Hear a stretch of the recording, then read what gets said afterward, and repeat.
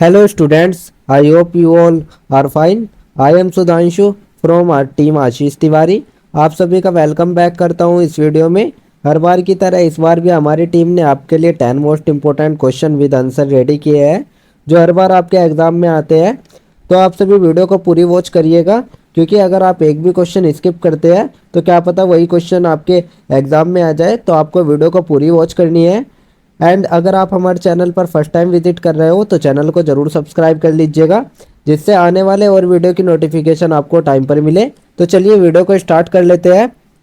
तो आज की वीडियो में मैं आपको हिंदी गद्य विकास के विविध चरण जो आपका हिंदी गद्य विकास के विविध चरण क्या सब्जेक्ट है, उसके 10 ऐसे मोस्ट इंपोर्टेंट क्वेश्चन आंसर बताने वाला हूँ जो आपके एग्जाम में आएंगे ही आएंगे। अगर आप ये वीडियो देख लेते हैं तो यही वीडियो आपके एग्जाम के लिए पर्याप्त तो होती है। इस वीडियो में से ही आपका कंप्लीट एग्जाम कंप्लीट हो जाएगा।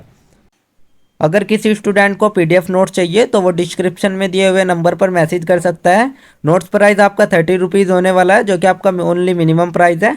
कोई भी व्यू कर सकता है और स्टडी के लिए आप इतना तो इन्वेस्ट कर ही सकते हो। बाकी वीडियो लेक्चर आपके फ्री है, ये आप इनको आप यहाँ से भी पढ़ सकते हो। अदरवाइज आप नोट्स भी ले सकते हो।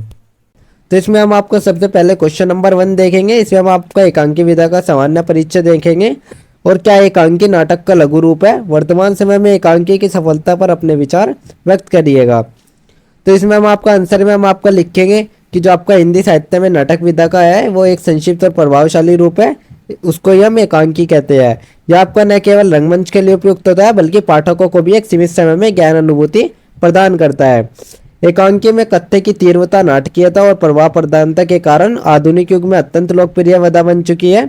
जिसमें सबसे पहले हम आपको एकांकी विधा का सामान्य परिचय देखेंगे। जो आपका एकांकी शब्द है आपका 2 शब्दों से मिलकर बना है, एक और अंक, जिसका अर्थ यह होता है कि वह नाट्य रूप जो एक ही अंक में पूर्ण हो जाए।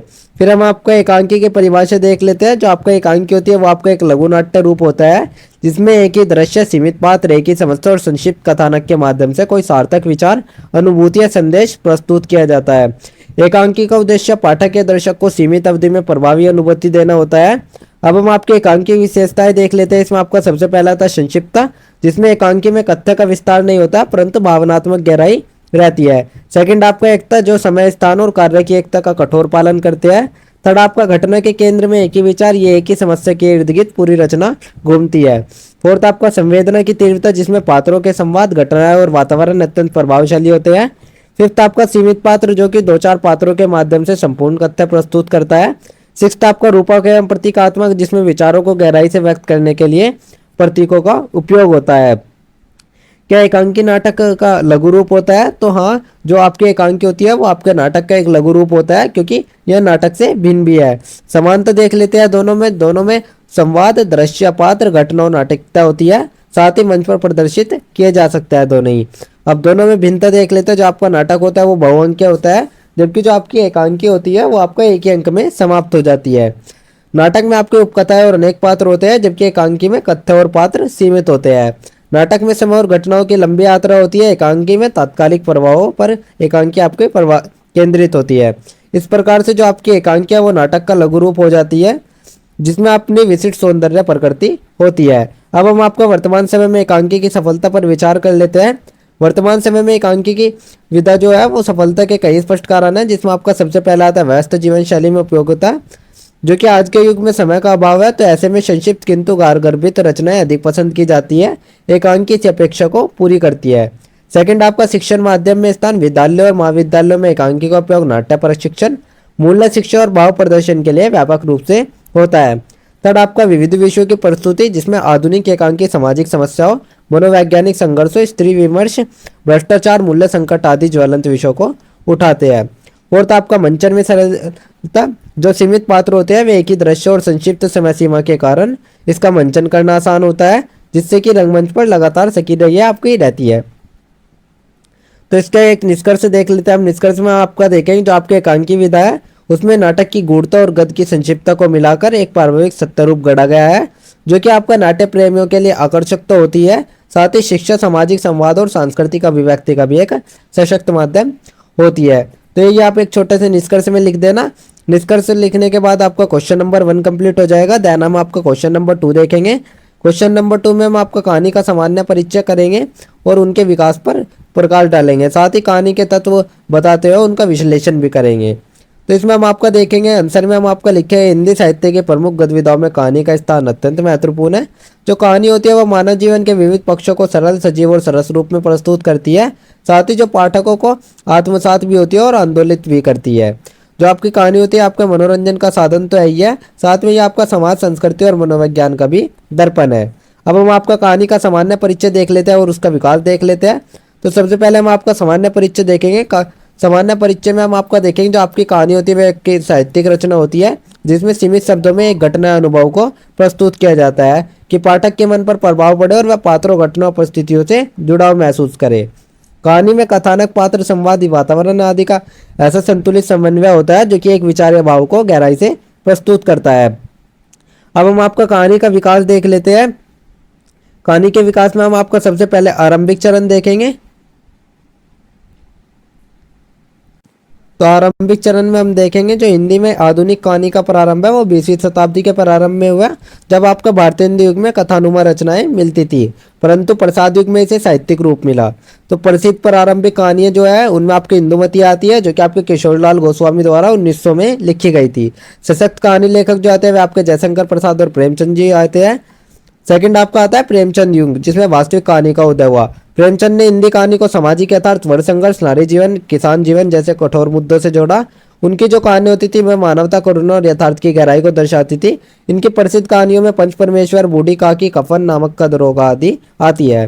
थर्ड आपका जो चरण था वो स्वतंत्रता पूर्वाध का युग था, जिसमें के बाद प्रेमचंद के बाद कहानी यथार्थवाद से मनोविश्लेषणात्मक और प्रतीकात्मक धरातल पर पहुंची, जिसमें अज्ञेय यशपाल, राई मासू राजा, भीष्म साहनी, इस्मत चुगताई, कमलेश्वर, मोहन राकेश, निर्मल वर्मा आदि जो रचनाकार थे उन्होंने अधिक संवेदनाओं को प्रस्तुत किया।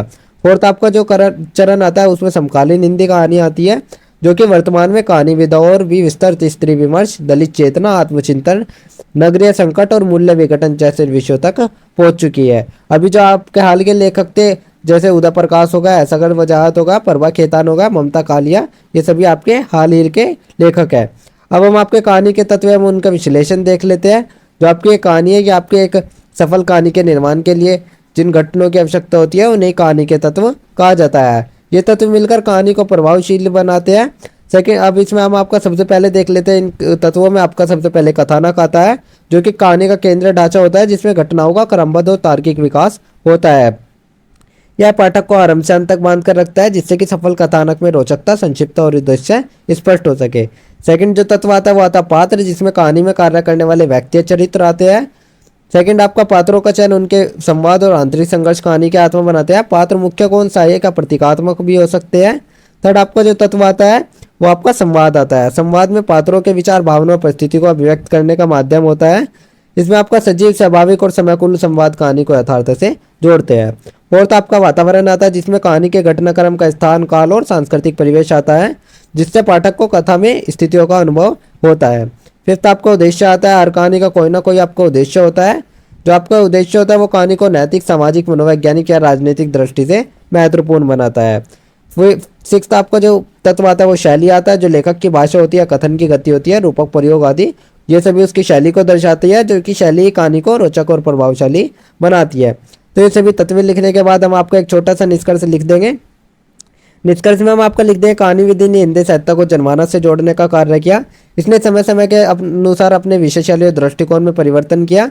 साथ ही कहानी के तत्वों को सम्यक प्रयोगी किसी रचना को स्मरणीय, सार्थक और कालजयी बनाता है।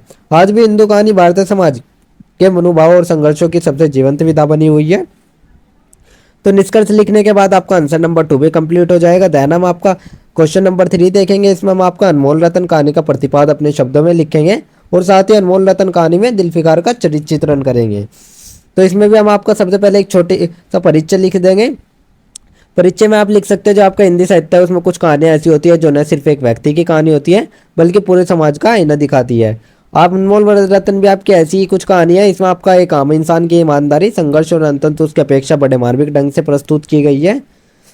तो चलिए अब हम आपका कहानी अनमोल रतन का प्रतिपाद देख लेते हैं, उसका मुख्य उद्देश्य देख लेते हैं। इसका मुख्य उद्देश्य सच्चाई, ईमानदारी और मेहनत जैसे गुणों की अपेक्षा और दिखावे तथा चापलूसी की दुनिया में उनका स्थानीय हो जाता है। कहानी में एक आपके इस प्रकार के व्यक्ति की बात की गई है जो ईमानदारी से काम करता है और दूसरों की मदद करता है और अपने काम में निपुण होता है, फिर भी समाज और जो व्यवस्था होती है उसमें उसका कोई मूल्य नहीं होता। इसी तरीके से लेखक कहना चाहता है कि आज के समय में सच्चे रत्नों की पहचान नहीं हो पाती, क्योंकि दुनिया दिखावे, झूठ, चमक दमक और चालाकी में उलझी हुई है। यहीं पर आपका एक कहानी एक सवाल उठाती है कि क्या सच्चे और ईमानदार लोगों का स्थान नहीं रह गया है। अब हम आपका दिलफिकार का चरित्र चित्रण देख लेते हैं। दिलफिकार इसका एक मुख्य पात्र था जिसका चरित्र बहुत ही मार्मिक, संवेदनशील और वास्तविकता से भरी हुआ था। दिलफिकार गरीब था लेकिन आत्मसम्मानी था। वो आर्थिक रूप से तो गरीब था लेकिन उसके भीतर आत्मसम्मान की भावना गहरी थी। हुनरमंद कलाकार था जो आपका दिलफिकार था। वो एक कौशल लेखक, कवि और कलाकार था। थर्ड आपका ईमानदार और सरल स्वभाव आदर्श न है। दिलफिकार बहुत ही सच्चा और सीधा इंसान था। वह किसी की चापलूसी नहीं करता था। फोर्थ आपका उपेक्षित और उपहास का पात्र। इतनी अच्छाइयों के बावजूद भी उसे समाज उसे कोई पहचान नहीं देता था। लोग उसकी गरीबी पर हंसते थे और उसका मजाक बनाते थे। फिफ्थ आपका आता है संवेदनशील और आत्मकेंद्रित, जिसमें कभी कभी वह अपने विचारों को इतने खोजा जाता था कि उसमें अपने दुख का भी अंदाजा नहीं रहता था। तो ये सभी चरित्र चित्रण करने के बाद आप एक छोटा सा निष्कर्ष लिख देंगे जो कि आपके आंसर राइटिंग में बहुत अधिक उपयोगी साबित होगा। निष्कर्ष में आप लिखेंगे जो आपके अनमोल रत्न कहानी है उसके माध्यम से लेखक ने कहा है कि हमारे समाज में आज सच्चे रत्नों की पहचान करना कठिन हो गया है। जो दिलफिकार जैसे पात्र है वे ईमानदारी और गुण के प्रतीक होते हैं, लेकिन समाज उन्हें ठुकरा देता है। तो इस कहानी में हमें आत्ममंथन के लिए प्रेरित किया जाता है कि हम भी ऐसे अनमोल रत्नों को पहचान पाते हैं या उन्हें भीड़ में खो जाने देते हैं। तो ये निष्कर्ष लिखने के बाद आपका क्वेश्चन नंबर 3 भी कंप्लीट हो जाएगा। देन हम आपका क्वेश्चन नंबर 4 देखते हैं। क्वेश्चन नंबर 4 में हम आपका मलबे का कहानी की मूल संवेदना का वर्णन करेंगे और साथ ही मलबे का कहानी की मुख्य विशेषता लिखेंगे। तो इसमें भी हम आपका सबसे पहले एक छोटा सा परिचय लिखे। परिचय में हम आपका देखेंगे जो आपका मलबे की कहानी है उसके लेखक हुसैन जी है। वे इस कहानी में उन्होंने भारत पाकिस्तान विभाजन की पृष्ठभूमि पर चर्चा की है, जिसमें कि बंटवारे के समय लोगों के जीवन में आई पीड़ा, असुरक्षा और विस्थापन की गहरी छाया दिखाई गई है। तो सबसे पहले हम आपके कहानी की मूल संवेदना देख लेते हैं, जिसमें आपका सबसे पहला आता है विस्थापन की पीढ़ी। कहानी का मुख्य पात्र बंटवारे के बाद पाकिस्तान चला जाता है, लेकिन वहां पहुंचने के बाद भी उसका मन अपने पुराने घर और देश से जुड़ा रहता है। सेकंड आपका पहचान की तलाश आती है। इसमें मुख्य पात्र को अपने पुराने घर के स्थान पर सिर्फ मलबा मिलता है। यह मलबा केवल घर का है बल्कि उसकी यादों, संबंधों और अस्तित्व का प्रतीक भी है। थर्ड आपका भावनात्मक टूटन, जिसमें घर और जड़ों से कट जाने का दर्द इस कहानी की सबसे बड़ी संवेदना है। फोर्थ आपका घर की परिभाषा। इस कहानी में उन्होंने घर को इस प्रकार से परिभाषित किया है कि घर जो है वो आपका सिर्फ एक इमारत ही नहीं होता है बल्कि वो उन भावनाओं और यादों का संगम भी होता है जहाँ वे रहने के साथ जुड़ी होती है। अब हम आपकी कहानी की मुख्य विशेषताएं देख लेते हैं, जिसमें आपका सबसे पहला आता प्रतीकात्मकता। जो मलबे का कहानी है ये आपका एक गहरा प्रतीक होता है। यह सिर्फ एक टूटा हुआ घर ही नहीं है बल्कि उसे पूरे वजूद, इतिहास और स्मृतियों का प्रतीक है जो कि विभाजन ने छीन लिया। सेकंड आपका मार्मिकता आती है, जिसमें कहानी बहुत सरल भाषा में लिखी होती है लेकिन इसकी भावना बहुत गहरी होती है। पाठक इससे भावनात्मक रूप से जुड़ जाता है और उसे पीड़ा का महसूस देने लगता है। थर्ड आपका यथार्थवाद आता है। इसमें लेखक ने विभाजन के बाद की स्थिति का यथार्थ चित्रण किया कि कैसे लोग अपनी जमीन, रिश्ते और पहचान खो बैठे। फोर्थ आपका सूक्ष्म मनोवैज्ञानिक चित्रण। इसमें मुख्य पात्र के मन में चल रहे द्वंद्व, उसके अतीत के प्रति मोह और वर्तमान की सच्चाइयों को बहुत ही बारीकी से देखा गया है। फिफ्थ आपका भाषा और शैली आती है। इसमें आपकी जो लेखक की भाषा थी वो सहज, संवेदनशील और चित्रात्मक थी। कहानी कम शब्दों में गहरा असर छोड़ती है। तो ये सभी लिखने के बाद हम आपको एक छोटा सा निष्कर्ष लिख देंगे। निष्कर्ष में हम आपका लिखेंगे जो आपके मलबे की कहानी है वो केवल विभाजन की कहानी नहीं है बल्कि वह उस भावनात्मक मानसिक चोट की कहानी भी है जिसे लाखों लोगों ने सहा है। इस कहानी में हम इतिहास केवल तारीखों का खेल ही नहीं है बल्कि वह उन लोगों और पीढ़ों के स्मृति का दस्तावेज भी है जो उसकी चपेट में आई गई है। इस कहानी में घर, जड़ और पहचान को लेकर एक गंभीर सवाल उठाता है, जब सब कुछ छिन जाए तो इंसान क्या वास्तव में मालिक रह जाता है। तो ये सभी निष्कर्ष लिखने के बाद आपका क्वेश्चन नंबर 4 भी कंप्लीट हो जाएगा, आंसर नंबर 4 कंप्लीट हो जाएगा। देन हम आपका क्वेश्चन नंबर 5 देख लेते हैं, जिसमें हम आपका उत्साह निबंध की भाषा शैली पर प्रकाश डालेंगे और साथ ही उत्साह निबंध के नैतिक स्वरूप का विश्लेषण करेंगे। इसमें भी हम आपका एक छोटा सा परिचय लिख देंगे। जो आपका उत्साह निबंध है वो हरिशंकर प्रसाद द्वारा लिखा गया है। इस निबंध में केवल जीवन में उत्साह महत्व को दर्शाया गया है, साथ ही इसमें समाज में फैली उदासी, निराशा और निष्क्रियता पर भी तीखा व्यंग किया गया है। तो अब हम आपका उत्साह निबंध के नैतिक स्वरूप का विश्लेषण देख लेते हैं। जो आपका उत्साह निबंध है यह हमें नैतिक शिक्षा देता है, जिससे कि मनुष्य को सदैव उत्साही रहना चाहिए चाहे परिस्थिति कैसी भी हो। फिर आपका आता है उत्साह जीवन की ऊर्जा है। लेखक कहता है कि जो जीवन में आगे बढ़ने के लिए उत्साह जरूरी होता है, जो मनुष्य के भीतर उत्साह होता है तभी वह कठिनाइयों से लड़ सकता है। सेकंड आपका निराशा और नकारात्मकता से बचाओ। परसाई जी कहते हैं कि लोग हमेशा निराश रहते हैं, वे न समाज का भला कर सकते हैं और न ही अपना। थर्ड आपका सकारात्मक सोच की प्रेरणा। इसमें लेखक कहता है कि अगर व्यक्ति उत्साह से भरा हो तो वह बड़ी से बड़ी विपत्ति को भी कर सकता है। फोर्थ आपका सामाजिक चेतना निबंध। इसमें आपका यह भी कहता है कि यदि समाज में लोग उत्साहित हो तो समाज प्रगति करता है। देन हम आपको उत्साह निबंध की भाषा शैली पर प्रकाश देख लेते हैं, जो कि भूषण का प्रसिद्ध है। हरिशंकर प्रसाद जी की भाषा शैली उनकी रचनाओं को सबसे बड़ी विशेषता होती है और इस निबंध में उन्होंने सरल, व्यंग्यात्मक और संवेदात्मक शैली का प्रयोग किया है। तो इसमें हम आपका सबसे पहले देखेंगे सरल और बोधगम्य भाषा, जो कि निबंध में प्रयुक्त भाषा आमचाल बोलचाल की रही है, जो कि कठिन शब्द नहीं है, जिससे कि पाठक तुरंत जुड़े जाते हैं। सेकंड आपका व्यंग्य शैली होती है, जो कि परसाई जी ने हमेशा इस तरह के निबंध में भी व्यंग्य का प्रयोग किया है। थर्ड आपका रोचकता और प्रवाह, जो कि लेखक की भाषा में इतना प्रवाह रहता है कि पाठक कहीं भी उबता नहीं है। फोर्थ आपका उदाहरण और कल्पनाशीलता। लेखक ने कल्पनाशीलता का प्रयोग करके उत्साह की महत्ता को चित्रों की तरह प्रस्तुत किया है। जैसे उन्हें कल्पना की यादें सरे लोग उदासीन हो जाए तो क्या होगा। तो ये सभी लिखने के बाद आप एक छोटा सा निष्कर्ष लिख देंगे।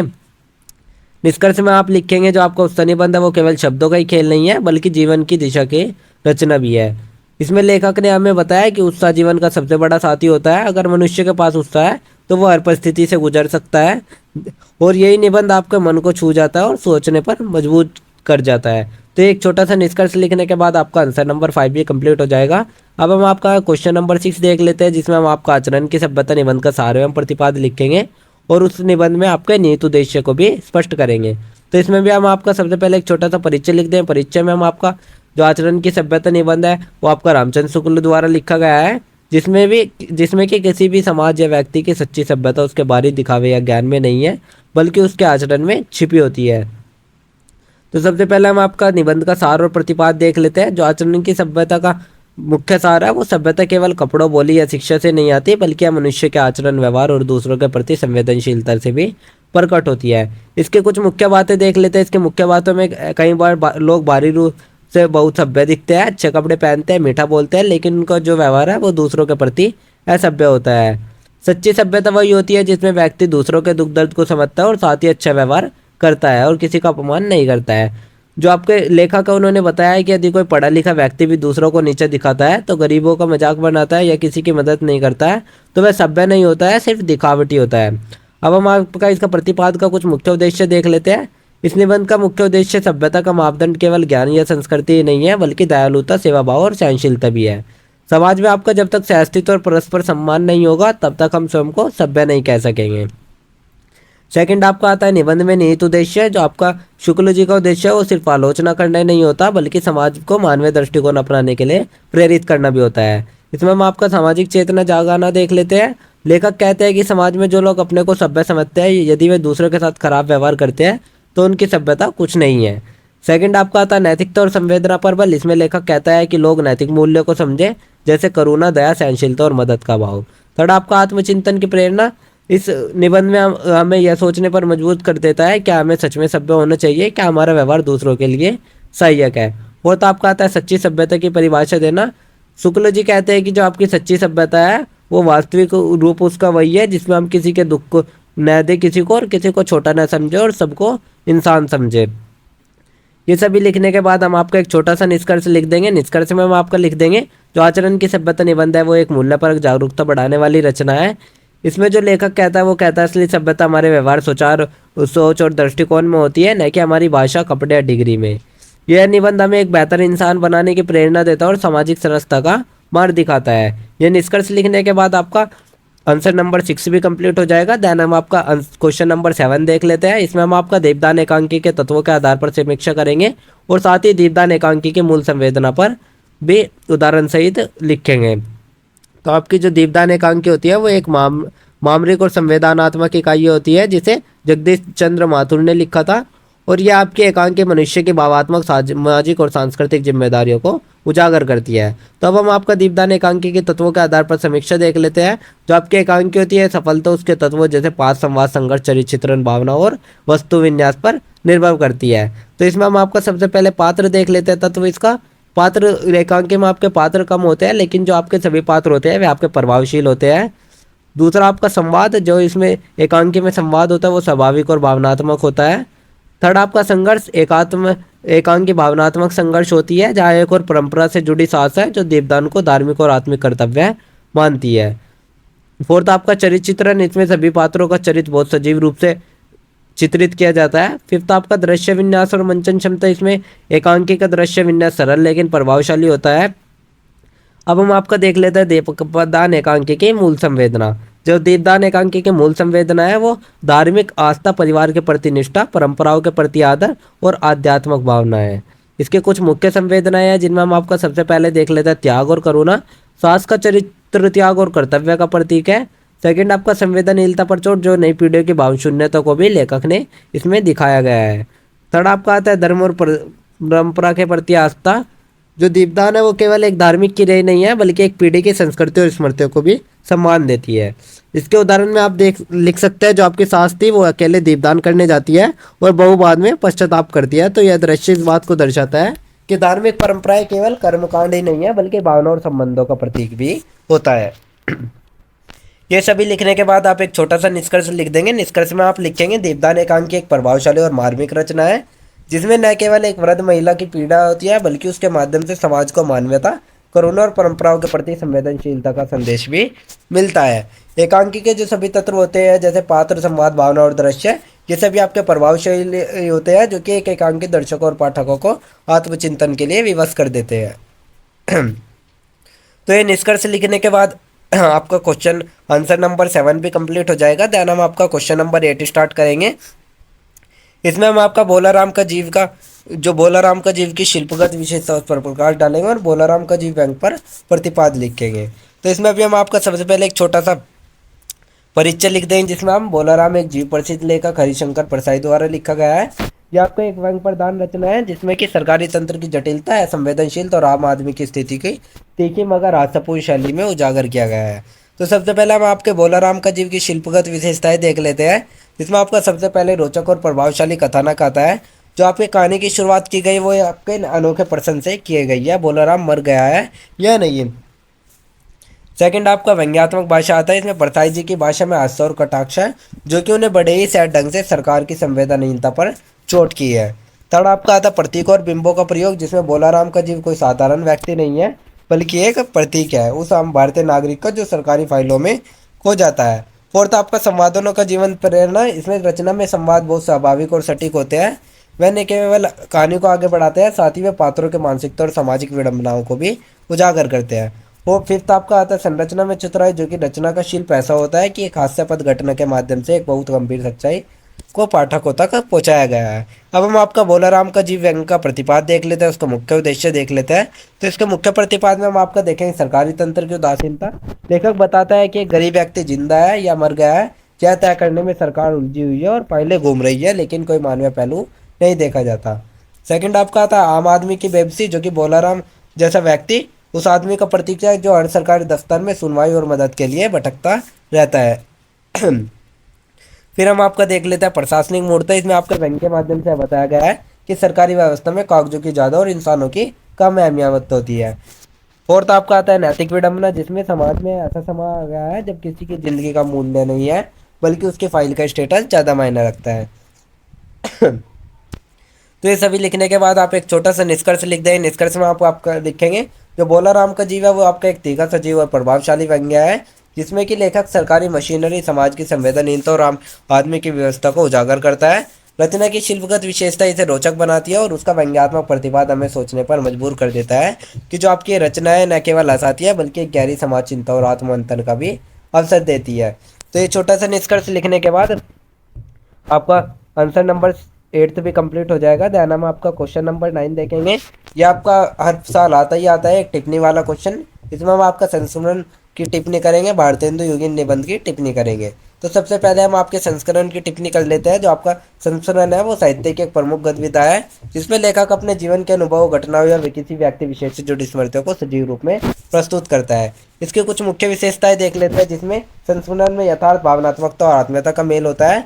यह आपको किसी व्यक्ति या घटना का चित्रण करता है, बल्कि लेखक की आंतरिक संवेदनाओं और दृष्टिकोण को भी प्रकट करता है। इसकी जो भाषा होती है वो सहज, भावनात्मक और आत्मीय होती है। अब हम आपका संस्मरण का महत्व देख लेते हैं, जिसमें व्यक्तिगत जीवन और समकालीन समाज की झलक प्रस्तुत होती है। जैसे महादेवी वर्मा का संस्मरण सुभद्रा कुमारी चौहान के व्यक्तित्व के साथ साथ महिला साहित्यकारों की उपस्थितियों को भी उजागर करता है। अब हम आपका भारतेंदु युग निबंध एक टिप्पणी के रूप में देख लेते हैं। जो आपका भारतेंदु युग है वो आपका 1850 से 1885 तक चला। इसको आपका हिंदी साहित्य का जागरण काल भी कहा जाता है, क्योंकि इसमें सामाजिक, धार्मिक और राजनीतिक विषयों को छूना प्रारंभ किया। इसकी कुछ मुख्य विशेषताएं देख लेते हैं, जिसमें आपका सबसे पहले आता है भारतेंदु के निबंधों में राष्ट्रभक्ति, सामाजिक सुधार और धार्मिक चेतना प्रमुख रूप से दिखाई देती है। इसकी जो भाषा होती है वह प्राय खड़ी बोली और ब्रज मिश्रित होती है, जो कि उसमें सरलता, स्पष्टता और प्रभाव देती है। इन निबंधों में आपका पत्रकीय शैली और प्रभावशाली तर्क शक्ति दिखाई देती है। इसका महत्व देख लेते हैं। महत्व में आपका देखेंगे, जो आपका भारतेंदु निबंध है उसमें हिंदी गद्य को चेतना, उद्देश्य और दिशा दी। साथ ही इन निबंधों ने हिंदी को एक जागृत समाज की भाषा बनाने में भी महत्वपूर्ण निभाई। इसके बाद हम आपका एक छोटा सा निष्कर्ष लिख दें। निष्कर्ष में हम आपको लिखें, संस्मरण व्यक्ति की स्मृतियों को साहित्यिक रूप से प्रस्तुत करता है, जबकि भारतेंदु युग निबंध समाज और राष्ट्र को जागरूक बनाने वाले प्रेरणास्रोत गद्रूप है। दोनों ही विधाएं आपके हिंदी साहित्य के विकास में महत्वपूर्ण योगदान करती है। यह निष्कर्ष लिखने के बाद आपका आंसर नंबर 9 भी कंप्लीट हो जाएगा। देन आपका एक क्वेश्चन नंबर 10 आता है, जिसमें आपका व्याख्या करनी होती है। तो ये क्वेश्चन भी आपका हर साल आता ही आता है। इसमें आपको कोई भी एक संदर्भ प्रसंग दे देंगे, उस प्रसंग की आपको व्याख्या करनी होती है। जैसे कि आपने 11th-12th में किए भी होगा, आपको कोई गद्य मिल जाता होगा हिंदी में, तो उसमें आपको उसका संदर्भ लिखना होता था, उसका प्रसंग लिखना होता था, उसकी व्याख्या करनी होती थी। तो इसी तरीके से आप संदर्भ लिखेंगे। संदर्भ में आप लिखेंगे जो आपका ये प्रसंग दिया गया है, ये आपका किस चैप्टर से और इसके लेखक कौन है, उसको आपको संदर्भ में लिख देना है। फिर हम आपको इसके अपने शब्दों में व्याख्या कर लेनी है। उसके बाद हम आपको एक छोटा सा निष्कर्ष लिख देते हैं। देन आपका आंसर कंप्लीट हो जाता है। तो ये मैंने आपको 10 ऐसे मोस्ट इंपॉर्टेंट क्वेश्चन आंसर बता दिए, जो कि आपके आंसर में एग्जाम में आएंगे ही आएंगे। और अगर आपको ये नोट्स चाहिए तो मैं डिस्क्रिप्शन में आपको एक मोबाइल नंबर दूंगा, उस पर आप कॉन्टैक्ट कर ले। नोट्स का प्राइस आपका 30 रुपीज़ होगा। ये आपका मिनिमम प्राइस है। कोई भी व्यू कर सकता है, स्टडी के लिए इतना तो इन्वेस्ट कर ही सकते हो। बाकी लेक्चर फ्री आप यहाँ से भी पढ़ सकते हो। अगर किसी को नोट्स लेने होंगे तो आप जो डिस्क्रिप्शन में आपको नंबर दिया जाएगा, उस नंबर पे आप कॉन्टैक्ट कर लें। अदरवाइज़ आप वीडियो लेक्चर भी देख सकते हो। आप एक बार वीडियो लेक्चर देख लीजिएगा और एक बार नोट्स रीड कर लीजिएगा, आपको पूरा टॉपिक्स, पूरा सब्जेक्ट कंप्लीट कवर हो जाएगा। तो यही आपके एग्ज़ाम के पर्पज़ से बहुत होगा।